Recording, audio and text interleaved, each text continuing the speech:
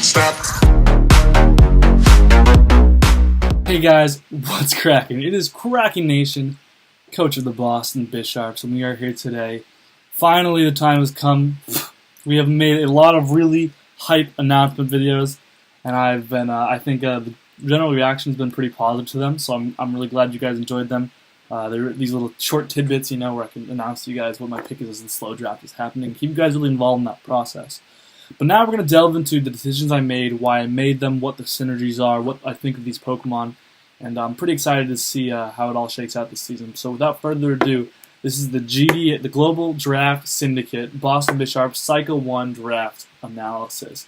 So first up, we got to hand it to Mega Diancie. We had a lot of difficulty. We were really deciding between Mega Aggron and Mega Diancie for that first Mega spot. We had the Mega fourth pick in the Mega round, so we got to pick pretty much whatever we wanted at that Mega spot. Mega Diancie is a really, really good Pokemon, there's no doubt. It can do a couple different things really, really excellently. It's definitely not a very versatile Pokemon, but it does what it does extremely and extraordinarily well, and can do a couple of options within that, which is to be a offensive Fairy type. Obviously, it also has that Rock typing, which is very, very valuable, but first and foremost, the value of an offensive Fairy type, especially a fast offensive Fairy type, is really hard to overstate.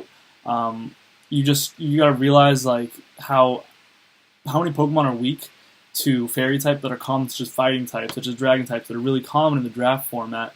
But while at the same time, Poison is not very common. Steel, yeah, is common, but a lot of types also beat Steel, so that's worth noting.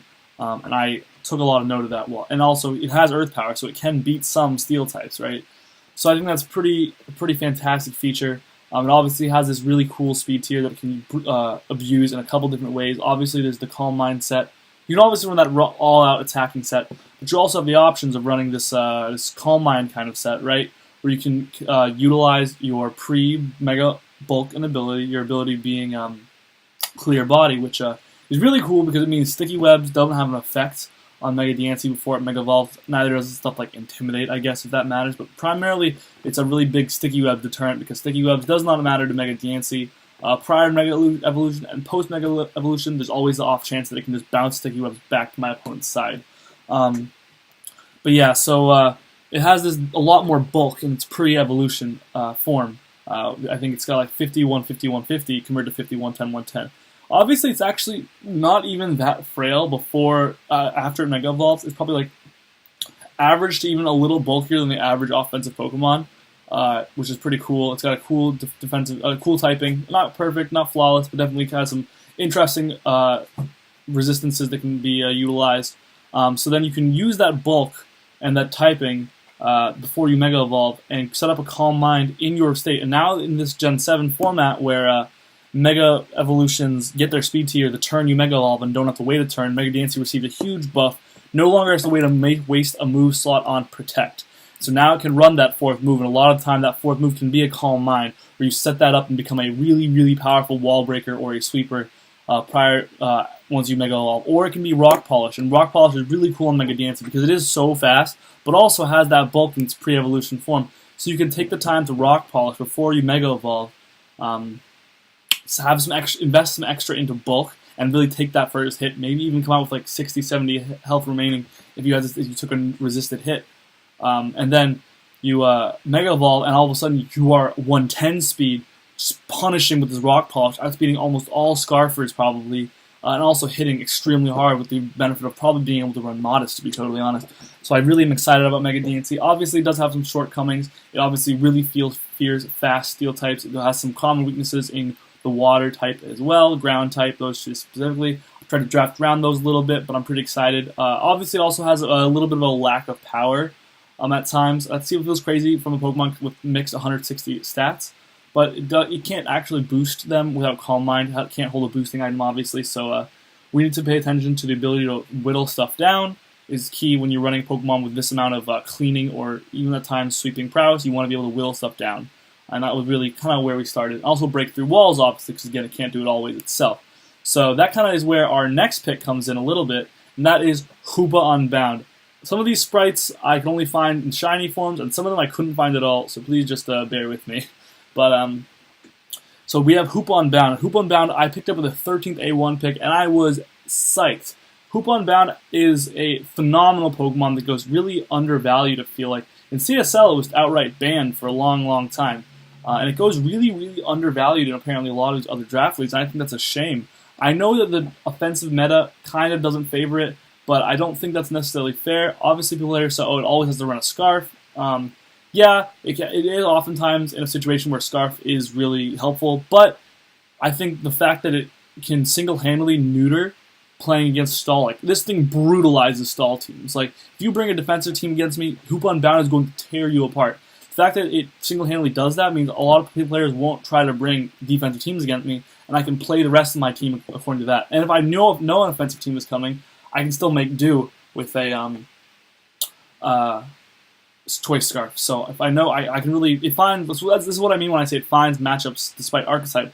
It's kind of like Tapu Lele in that sense, and a lot of these scarfable wall breakers are, which is they can just, you scarf them and they find offensive matchups, but you don't scarf them and they can just destroy balanced and stall teams. It's got some good special bulk. I think that goes underrated a lot. 8130 with an assault vest or something especially, you can really take a special hit. Becomes very good. Obviously, does not have a lot of resistances. Only one immunity psychic. But the fact that it offers that mixed wall breaking means my opponents have to play games with, like, do you really have anything that can avoid getting killed by Hoopa in 2 hits? That's the question that you have to play. Like, if you bring a physical wall that can, but you're like, if you bring something that takes like a chancey, what happens when I bring Focus Punch or like Z Focus Punch or something on this thing, and all of a sudden you prep wrong and it can just claim lives because of that. And all of a sudden, if you have to bring 2 dedicated walls, Koopa Unbound, well, this thing is a wall breaker. It'll still get through those walls probably, and like the fact that we put that much pressure on with one Pokemon, I think is really exciting. The fact that I got it with the 13th A1, I was really, really, really excited about. So I'm pretty happy with this. I'm hoping it does not disappoint because I know that there is a stigma against it in the draft league community. Next up, we've got Skarmory. Skarmory is a really, really cool Pokemon again. I had it in Season 9 of the CSL. It's a really versatile wall in the sense that it can do a couple different things, wall being a good wall. It kind of has actually a underrated offensive ability, I would say, in that it can run Weak Armor, Swords Dance, and that's not a great set, but it is a niche set that can get some kills in some situations. And especially when Skarmory has that physical defense stat, you feel comfortable switching into those physical attackers. So that's pretty cool. Obviously gives us complete control over the hazard game. Basically, it gets Spikes, Stealth Rocks, and Defog, so we basically have control over the hazard game, and that's pretty key when we're talking about Hoopa and Diancie, things like that really appreciate these things getting whittled down with things like Spikes. And so Skarmory's really good at that. It's got some really great defensive synergy with some other Pokemon on my team. Things that come to mind being things like Goodra, or even like Magneton to a certain extent. These Pokemon that really appreciate its weaknesses, or like Wishy Washy. It's really kind of cool because this was something I had in Season 9 where I could piece together defensive cores. My team is quite a bit more offensive than my Season 9 draft, I would say. But that said, I can still piece together these kind of pretty neat defensive cores based on what my opponent's bringing. And hope this time we're going to be a little more offensive, so hopefully that goes okay. Next, so obviously it's got that defensive synergy, and it's a pretty versatile wall. Next up, we've got Goodra. Goodra is pretty great, and Goodra is the Goodra. I am a huge Goodra fan. I actually had to choose between Snorlax and Goodra this time around, and I think I made the correct decision with Goodra just to pair so well with things like Skarmory. So it's got that specially defensive synergy where think about the pair between this and Skarmory is really fantastic. Obviously, that pairing leaves a little weak to a good Volt Switch, and that is actually what lost me Season 9 of the CSL Finals. Unfortunately, too real, but Goodra is pretty great in terms of its ability to cover attacks on both sides of the spectrum. If I see a lot of Intimidators coming or a lot of physical walls, I can easily just run Special Goodra or vice versa and really play to my opponent's weaknesses. And it's just an easily splashable special defensive wall that doesn't lose you offensive synergy or offensive pressure, which is something I really tried to focus on this season a lot. I feel like there's a lot of Pokemon that when you draft defense, like you give up all chances at having offensive pressure, and Goodra is definitely not that. Goodra can keep up the offensive pressure while tanking hits. So I think this might be, in the past 3 years, like the 5th or 6th time I've drafted Goodra out of this is now my 11th season of the league. So I think it's like the 5th time I've had Goodra or something, or 6 maybe. So I just love Goodra. Like it's not a Cracking Nation draft. It's not a Boston Bisharps draft. Without the captain Goodra. Next up, we've got regular Landorus, and regular Landorus is not Sheer Force, worth remembering, but it's still a pretty damn good Pokemon. It's in B tier. So I got it in B2. It's at a really, really useful, trolley almost 101 speed tier, which is really cool when you have all those base 100s running around. It's got a variety of setup options as far as Swords Dance, Bulk Up, Calm Mind, Rock Polish, or combos therein, where it can really abuse those sets and find ways to break through opposing teams. It's a versatile attacker with a fantastic move pool for doing what it needs to do. It is one of my Z-Mons, so I can easily just run a Rock Double Dancing set, or I can run a Calm Mind set, and then run like a Z Earthquake, or Z Rock move, or Z Fighting move, or whatever I want to do. It's also versatile in the sense that it can be a cleaner with a Rock Polish, it can be a Swords Dance Mon, and become a Wall Breaker, it can be Calm Mind, be a special attacker, and then it can also just be like a straight-up Life Orb set. All these things kind of sum together to become a really, really versatile attacker that demands a really intense amount of prep. I know it has that 4 times ice weakness. If you notice my first 5 picks, I have 3-4 times weaknesses. 1 to ice, 1 to bug, and 1 to steel. And this, I feel like, is almost a good thing. It's something I've discussed in the past videos, but it's almost a good thing in the sense that, yeah, okay, you have 4 times weaknesses, that's bad, whatever, but when you have a few of them together like this, and you have, like, if something clicks an ice move, I have, like, a Wishy Washy or a Skarmory to punish those things. Or something clicks a U-turn on, or a bug move on my Koopa, I can switch in Deanswer, I can switch in Skarmory, or something clicks a steel move, I can switch in Magneton, or Wishy, like, there's a lot of coverage I have. So, like I said, Wishy Washy covers 2 of those weaknesses really well, or Skarmory covers a couple of them really well too. So I have these options where, like, my opponent has to pick which, like, niche coverage move at once, and then, unfortunately, there's 2 others that it might have to forego running. And as soon as I figure that out, I can exploit it. I have these comfortable switch outs with, like, Wishy Washy, where I can switch out my Landorus and scout for the Ice Beam if it has it or not, or if I'm already in with Koopa, I can, or like already with Dancing, I'm fearing the Steel move, I can switch out to Wishy Washy and scout, stuff like that. So I feel like that's really cool. It's got that useful speed tier where it's like really trolly, so I'm really excited about it. Next up, we've got Chandelure. Chandelure is coming back after CSL Season 1, where it, CSL Season X, where it pretty much was a key part of my finals matchup. That's a really valuable attacking type in Ghost, not Fire. Fire type doesn't appear to be stacking up that well in GDS Division 1 this season, but I still think the Ghost type attack, obviously Fire's not bad, but the Ghost type attacking type is absurdly valuable. There's so many Ghost weaknesses running around, and not a lot of people don't take the time to draft the normal type. And obviously there's Pursuit Trappers, but like whatever, I'll hit them with a really powerful Fire Blast usually anyways. And you can't always beat Pursuit Trapping, right? The Ghost type is so valuable that it's worth like fearing a couple Pursuit Traps. Yeah, it's insane. Like this 140, I was really debating when Reuniclus was still on the board with this spot. I was like, man, I want Reuniclus, but I decided that the value of that Ghost type meant that I had to prioritize getting that high tier offensive Ghost moves in. So that's why I ended up choosing Chandelure. It's got some key synergistic immunities. It's pretty awesome that like if something's clicking like a fighting move on my Beware or a normal move or something, like normal moves obviously never super effective. Like I have a couple fighting weaknesses as you've seen. I have a couple fire weaknesses like Beware again. The synergy between this and Beware, and like terms of like they both wall break really well. If they both switch into each other's weaknesses really well, is awesome. I'm so excited by it. But yeah, so it's got some really cool synergies. Skarmory, for example, the fire move, you can switch in for free. It can switch in on ice beams. Like for things like Skarmory, for Goodra and Landorus.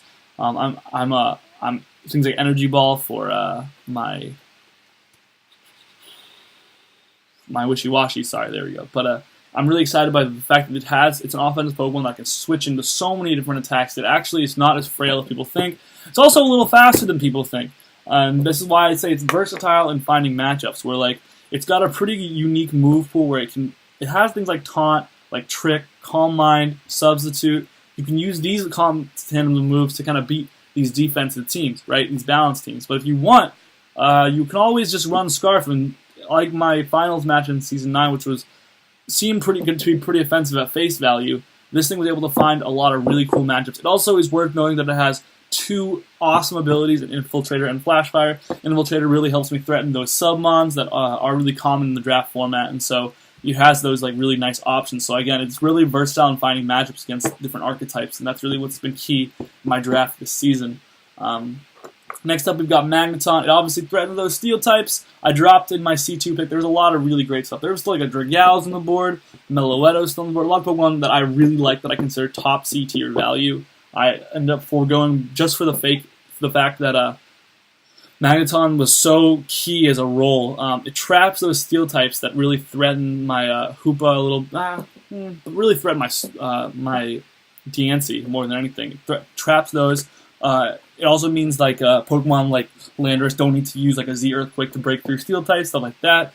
It also, just having it alone is so much pressure in a matchup, you know, where like I'm playing a steel type and all of a sudden I know, well, there's a pretty good chance the steel type now has to run a Shed Shell, and if not, I get to punish it really, really hard.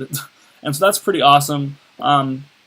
It's another mon that's able to find matchup. Again, it's kind of like these mons that are able to find matchup I really like. It's a middling speed tier Pokemon. It can take a hit from most weaker things, and Analytics is an option as well. It's got a couple of pretty cool abilities. It's also got Sturdy. It's got some defensive synergy as far as like that ground resistance that I have in Skarmory, as well as covers like things like Wishy Washy can form a kind of Volt Turn core where they switch into each other's weaknesses and threaten each other's weaknesses.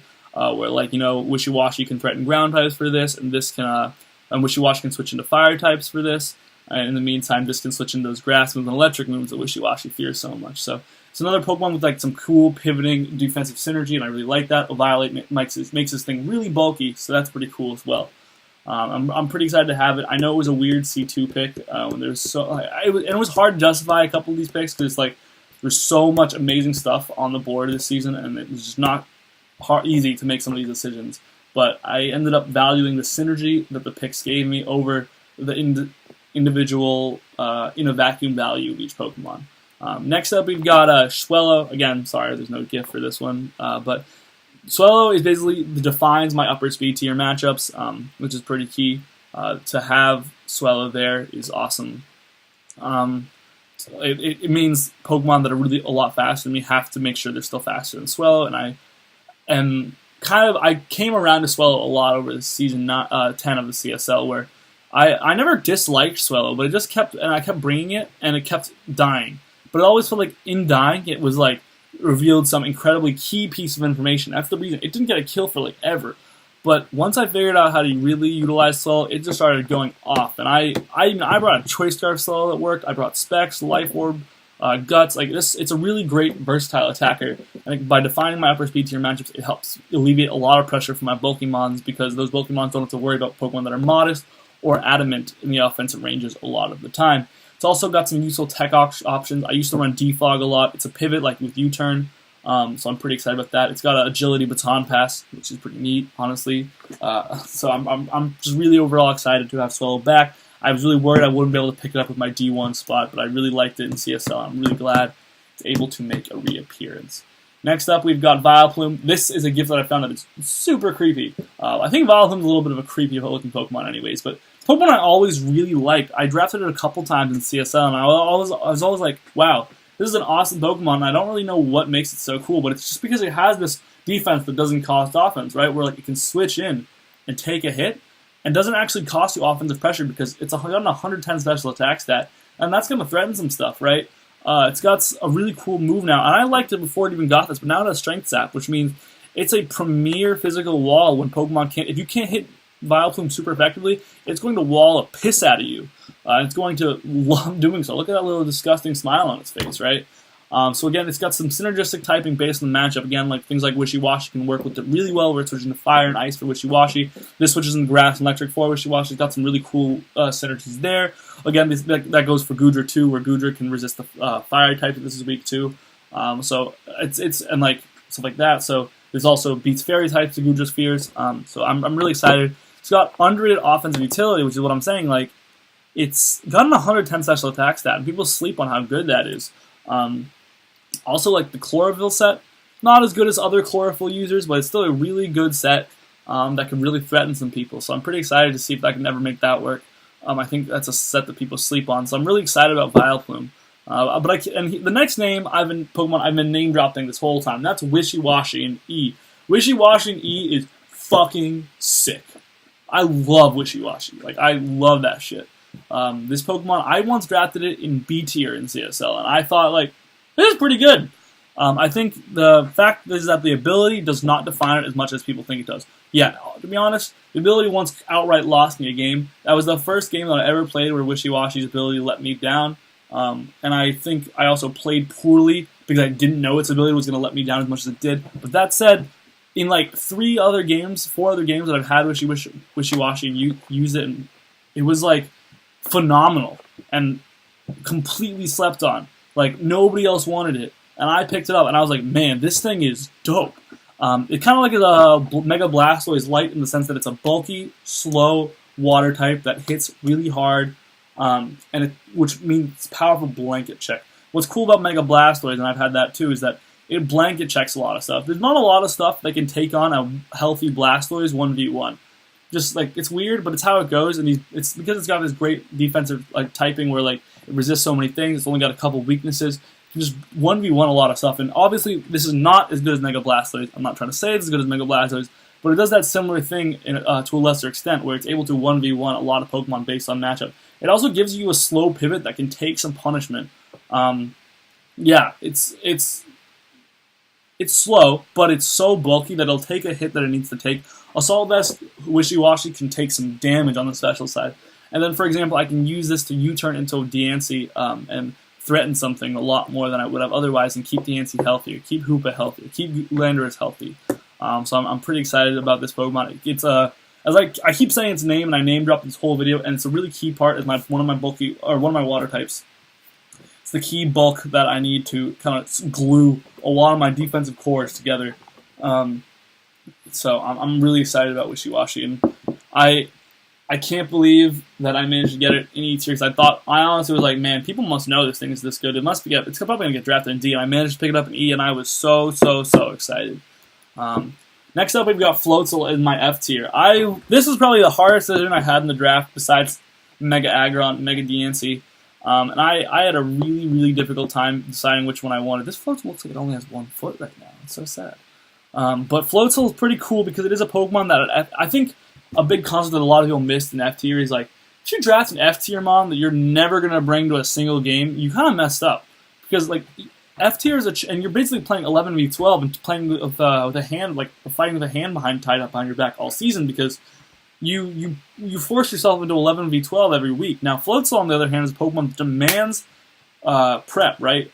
So it's a sweeper. It's got this really good sweeping potential in bulk up, or it's even got some special attacking presence. It's got a decent Scarfer, decent Spexmon, decent Bandmon. It's got sweeping potential and underrated versatile. Therefore, what I'm trying to say is this underrated versatile attacking that demands my opponent has to prep for my F tier Pokemon, because my F tier Pokemon, if unprepared for, could still put in work. And I think that is really key when you're examining what you want in an F tier Pokemon. There were a lot of Pokemon I looked at, and I think F tier was a tier like a lot of people didn't fully realize what I realized, perhaps. Perhaps other people have their own plans in mind, but I really looked at F tier as a chance to establish a Pokemon that other players might not look at as a threat. A tier where other players might not try to pick up a threat, but I will try to pick up a threat that demands my opponent prep for it in at least a couple ways. Otherwise, they leave themselves really vulnerable. It also is a really great, potentially the best Scald Switch on my team. Obviously, resisting that water type and then not fearing the burn. It's got 2 really cool abilities in Swift Swim. The Swift Swim set with Waterfall is really cool. I think you actually usually want to run Waterfall over Liquidation, depending on your set. I guess if you're running a banded set, maybe Liquidation. I don't know. The thing is, Waterfall is cool because you're fast and frail, so you want to flinch your opponent. But Liquidation is cool because you get that defense drop and a little extra power. So it's going to be, I think Floatzel is one of those Pokemon. I think a lot of, like Arachnid, for example, like even if we got both, you would only ever run Liquidation because you really want to just hit hard. But I think Floatzel is one of the Pokemon where, because it's fast, you might actually have to, it might be a decision. But yeah, so I am really excited about Floatzel. I was looking at things like Jinx, Type Null, stuff like that, but this was pretty great, and I'm happy with my decision in the end. Floatzel actually also, coming out with my next Pokemon, ended up rounding out my draft in such a way that I have net 0 weaknesses. That is right. That is really awesome and something I have never achieved before. I know it's not the most important thing in the world to achieve zero weaknesses. You can play around them. A -1 overall weakness doesn't really mean a whole lot, but my team at this point in time has 0 overall weaknesses, where no attacking type is better off, like, is able to hit more things super effectively than it is resisted by things. That's pretty cool. So Floatzel, my next Pokemon, we're able to really round that out. And my next Pokemon, and this is one where I wasn't able to find like a standalone picture, but I didn't try to because I love this GIF a lot, is Beware. Beware is a Pokemon that was originally, I think, in C tier, and I always was this close to drafting it in C tier, because it strikes me a lot as like a Conkeldurr Light. And Conkeldurr is pretty cool, but this Pokemon also has a ridiculously good ability in Fluffy, where it does establish that fire weakness, but again, like I said, I've got a Chandelure, and a Wishy Washy, and a Diancie and a Goodra, so why are you going to run fire moves against me all the time? It's got this really cool ability that allows it to become a defensive wall against a lot of Pokemon, and it does so without giving up that offensive ability. So it's still got like 120 attack or something, and Drain Punch gives it recovery. So it's really cool. And it's got that key defensive synergy where this thing is weak to fighting, it's weak to fire. Okay, well, you know what Chandelure is immune to? Fire and fighting, and that's really fucking cool. And Chandelure is weak to Ghost type, right? What is this immune to? Ghost type, and so that's really neat. I'm really excited about that. I think it's got this really key defensive synergy in that sense, but it's also defense again without sacrificing offensive pressure, like Goodra, like Wishy Washy, like Vileplume, like a lot of these Pokemon that I've drafted, where you don't give up your ability to pressure your opponent just because you switched into your tank. I really like tanks for that reason. Finally, it's kind of got this underrated versatility in its win con ability, where it's like a pretty decent bulk of Pokemon, a pretty good swordsman Pokemon, can absolutely brutalize balanced teams and stall teams. It's also a pretty decent Scarfer, not a great Scarfer, a decent Scarfer. So that's pretty cool. It's what, 60 speed, so it's only a little bit slower than Tyranitar. And Scarf Tyranitar is a set that people really always consider, so I think this is a Scarf set on Beware is a set that people should also keep in mind. But yeah, I am really excited about this Pokemon. It's a Pokemon I've always wanted to use, and now it's in D. So I was like, man, how can I not draft this thing when it synergizes so well with my team, and it's in D. It's a Pokemon I've always wanted. Its move pool, physical move pool, is actually absurd. Like, this thing gets everything it could ever want. So again, yeah, I feel like I can't say enough things about how excited I am about Beware, because this thing is fucking adorable, first of all, right? But it's going to be an awesome addition to my team. I'm really excited. So ultimately, guys, that is our GDS Cycle 1 draft analysis for the Boston Bisharps. If you guys have any questions or comments, please feel free to leave them in the comment section below. And let me know what you think of my draft. Let me know if you think there's anything I have weak to.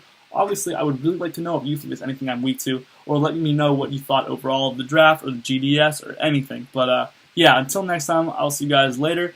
It's going to be a good season, guys.